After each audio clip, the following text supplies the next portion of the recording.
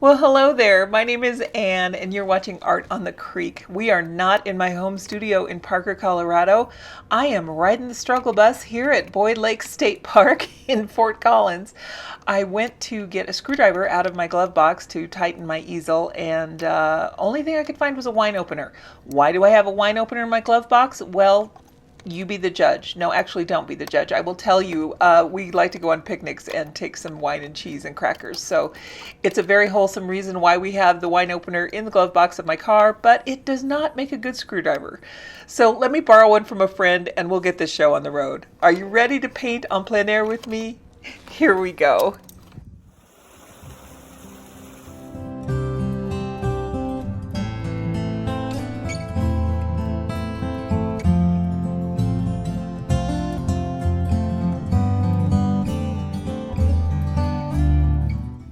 Oh, Taylor, if you're watching this, forgive me. At least I didn't strip the screws. I used to have a Swiss Army knife in my bag and in my car, and I don't know what happened to it. I hope it's just that I put it in another place that would be the best possible place to put it, and then of course I can't find it, which is also one of my modus operandi. But there you go. This easel is so easy to use. It's modeled a lot like the James Gurney do-it-yourself easel, if you've ever seen those. It's just two pieces of bamboo, and it has some earth magnets set into it with tension springs, and it hinges rather, and it works really, really well. This is what we're going to paint. I really love this marina and the dock and that sailboat off to the right. I thought it looked so cool and refreshing. And when I first started to paint, I was in the shade. I was very well protected. I had to wear my sunscreen and my bug spray. These are all things that you want to bring with you when you're going en plein air, by the way, because you really never know what you're going to encounter. The thing that I did not bring is I only brought one, well, I did bring it, I just didn't bring enough, water. I brought my regular 32-ounce bottle of water. I thought it would be enough, but oh, my friends, it was so hot that day. It was miserable. And I was standing on the pavement and the sun moved. I lost my shade.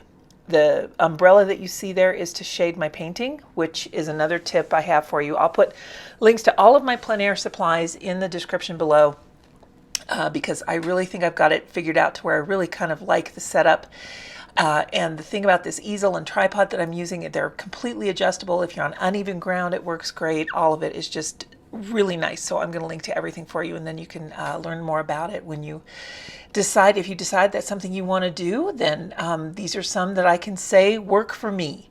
The water situation. I had a 32-ounce bottle of water, which is what I drink every day. I drink a lot of them. And I drank it down quickly, and then, my gosh, it was empty and I was hot. And luckily, that marina down there was open and sold popsicles and gallon jugs of drinking water and chips that are good and salty. So I was able to replace the liquid and salts that I had lost when I was up here sweating. And yeah, when you're out there in the wilderness, even if you're just outside, in a park that's very close to a lot of civilization, which is exactly where this was, you really are dealing with the elements. Every once in a while, you'll see a fly go across the screen. They were biting flies. Of course, they weren't the friendly kind. They were horse flies, which we used to call them when we were kids, and they hurt. So you'd have to get, I had to get rather, some really strong bug repellent. So I was sweaty. I was covered in sunscreen and bug repellent. But I was having so much fun, and I wanted to film it for you guys. So I hope you enjoy this. The pen that I'm using is an ink pen. It's from a Japanese company. They make this desk pen, and I really, really like it. It was very inexpensive. I love the nib. I love the fine line. The only issue I have with it, and it's not really an issue, is that the ink is not waterproof. You can go in and do your inking later, but a lot of times I like to just draw in ink and then fill it in with the wash, and that's what I wanted to do here today.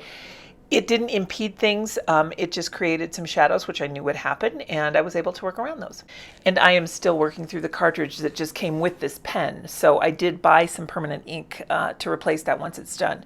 So no worries. It will be a permanent ink pen once I go through this initial cartridge. But this cartridge is lasting a long time. I was pretty impressed. I have a syringe adapter where you can fill it and do it that way, but this particular one has a weird shaped cartridge, so you'd have to rinse out the ink and then fill that cartridge that comes in this with some permanent ink. It's kind of got a tapered top to it. But at any rate, I love the pen. It's very nice, and it's very easy to draw with on this paper. This paper I love.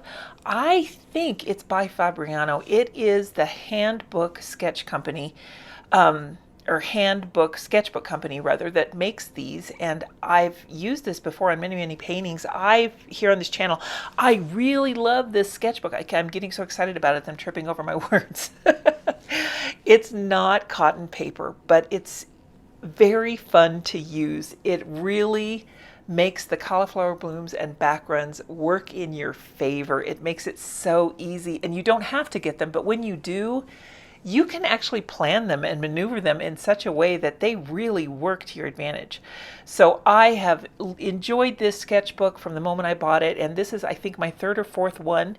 It's about 6 inches by 8 inches, and it has a cloth cover. So a couple of them, I used some acrylic paints and painted a design on the front. So you can really embellish them any way that you like. And the paints that I'm using today are my A Gallo paints. These are the paints from Italy that are honey-based, and I know many of you have seen them or heard of them on social media. I have an A Gallo playlist, and I'll put a little card up right here where you can link to that if you want to hop over and watch more videos, including this one, that are on that A Gallo playlist. I really am loving these paints. It came with a brush that I cannot tell you enough great things about. So, okay, I am a huge fan of synthetic squirrel brushes. I've tried a lot of different kinds. The kind that I landed on that is my all-time favorite is the Princeton Neptune. This Tintoretto brush is also synthetic squirrel. It's a quill brush, and it is absolutely fabulous. I am so thrilled that it was included with this set. I think I got the signature 2 set of these A Gallo paints, and the only kind of I have with the paints is that I kind of really need to add a burnt sienna. I'm trying to figure out which paint I would replace, or how I would get an extra pan in there, because truthfully I use every other color in here and I really love them. But the brown, maybe I just trade it out. But see, I like sepia. I don't, it's a dilemma, folks. It's a real dilemma. I want to put in a burnt sienna so that I can mix a better dark. The brown, if you will, that's in here is a sepia or sepia. And when I mix it with the yin min blue, which I love, by the way, that yin min blue is becoming my favorite blue pigment of all time. It's not quite as dark as I like. I do like the subtleties of the gray that I can mix with it, but I'd like to get something a little bit darker. So there's plenty of other colors in here to mix that I could get some really great darks out of. But my go-to has always been that French ultramarine and burnt sienna. So you know how it is. Once you find a comfortable pair of shoes, you keep wearing them, and when you can't find one of the shoes, it's not the best thing in the world. So I'm just trying to find a good replacement for that mix, and so far it hasn't impeded my use of this set. I really enjoy it. I think I'm waiting to see which pan I go through first and which one I go through the least. I've used this set for probably about 3 or 4 months. Always been pleased with it, always been really happy with the paintings, and this one turned out so deliciously cool. I wonder sometimes if the reason that I really emphasize the blue in this one is because I was so hot and I wanted to cool off so badly. So let's go ahead to where I'm putting some color in, and you can kind of see what I mean. All right, so the rest of this is going to be sped up a little bit so that you can see kind of how I sketched this in, and I did make a rookie mistake, and I will point that out for you at the end. I had to finish this up in the studio. That's not the mistake. Oftentimes when you're on plein air, you don't get to finish what it is that you're working on. Weather is a huge factor. You can see there's barely a cloud in the sky, especially if you peek over the horizon there. Kind of, you can see the white clouds. They're wispy along the horizon line there up in the upper left-hand corner, and then blue sky. But my friends, that is facing east, and in Colorado, most of our storms come from the west, which is behind me. So we did have some thunderclouds build up. We were able to pack up and leave by the time those happened. So that's something else you might want to think of when you're going on plein air. You might want to bring some kind of a bag or some plastic, somehow, something to cover your artwork in case it's wet and you have to make a beeline for your car. You don't want to have your watercolor get ruined. This time, though, the only beeline I had to make was for that marina to get myself rehydrated. And, it was one of those things like you're walking through the desert and you get to the door down there and there's a sign on the door that says, use the other door. And it was around the back of the building. And that building's not that big, but oh my gosh, that just seemed like the longest walk in the world. The water that I drank after that really made me feel better. And I felt so dumb. I don't know why I didn't bring enough water. So make sure that you bring more than you need. You can always leave it in your car. If you're hiking and traveling, you might want to get one of those Camelback things. It's a water pouch that hooks onto your back like a backpack, because staying hydrated is really important. And this was a real rookie mistake of mine to not bring enough water. But again, I knew that I was going to be in a civilized area, so I really just didn't bring that much. In fact, we had intended on having a picnic, and I was just going to run and pick something up to eat because I didn't have time to pack something. So I was certainly not too far out of civilization. The blue that I'm using there is that Yinmin blue, and it is just so beautiful. It's kind of like, if I could put it on a color wheel, I would put it in between French ultramarine and cobalt. It's just a stunning blue. It's so beautiful. It's so clean. I can't say enough nice things about that blue. And it is in this Series 2 palette from A Gallo. I don't know if they have it again in their new opening. They have these periodic openings on their shop, and I'll put a link to their website in there so that you can get on their mailing list. That way you can be notified if you're interested in these paints as to when they do a restock, because they're very small batch production, and they're a great company. The paints are really quite nice. Very definitely artist quality, good light fastness, very easy to use. You'll notice in the beginning, if you remember, I did have a spray bottle in my hand. Whenever you're working outside, at least here, even if they're honey-based paints, I really do need to spray them and prep them ahead of time. I like having that spray bottle with me because things dry out so fast where I am that at first I thought, well, maybe if I had a plastic palette instead of a metal palette, maybe that would make a difference. No, it doesn't make a difference. It's just dry and hot here. And in the winter, it's dry and cold here. So, so whatever time of year it is, if you're outside, you really probably should have a spray bottle of water with you so that you can go ahead and prepare your paints. Adding the reflections in the water from the trees. All of those trees on the far side are just like the leaves that you see just over my sketchbook. They are cottonwood trees. Cottonwood trees grow prolifically in Colorado, and especially in northern Colorado, we have a lot of them. So much so that when they shed their cotton, it looks like it's snowing.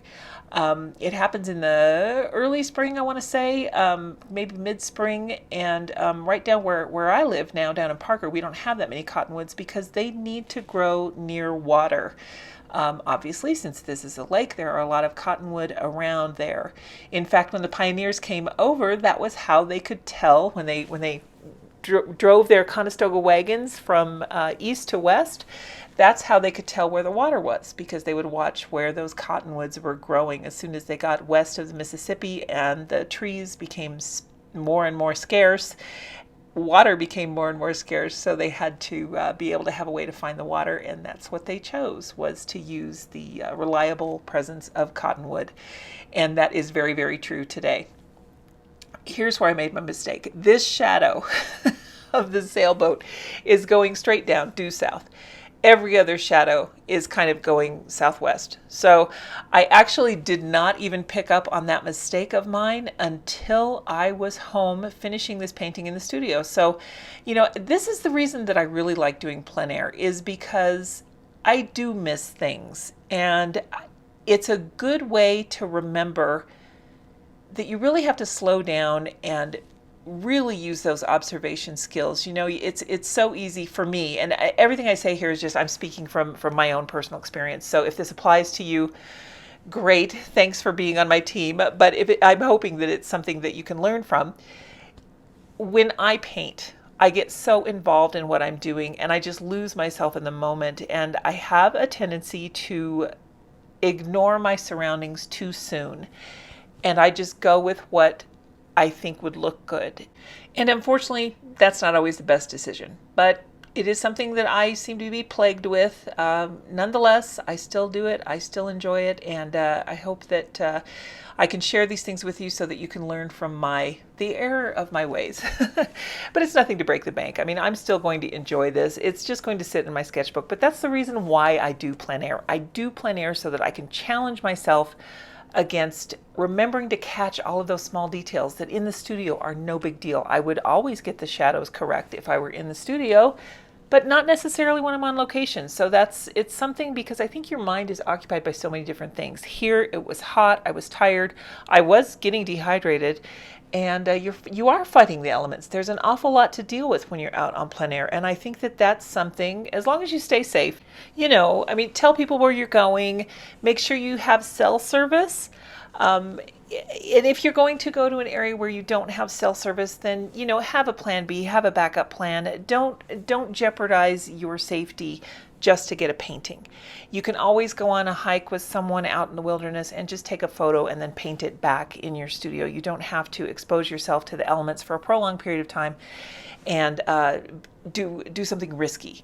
So, that's my little mom advice, but I really do care about all of you, and I would hate for anyone to get hurt going on a plein air adventure. So please be careful, please be safe. Whenever I go out, I'm always very aware of my surroundings, and I have friends with me, and if I am alone, I make sure that I go to an area where I'm very close to my car, and I can get what I need if I need to do that. I think at this point in the painting, I had been outside in the sun for about 45 minutes, and I'm a pretty hardy person, but it was, like I said, it was really kind of wearing on me. So I got this far. Here is this still of how far I got, and I was very pleased with it. I got enough done before I got too tired and before the storm came in that I really had a good sense of where I could take it in the studio and finish it back there. So let's go do that now.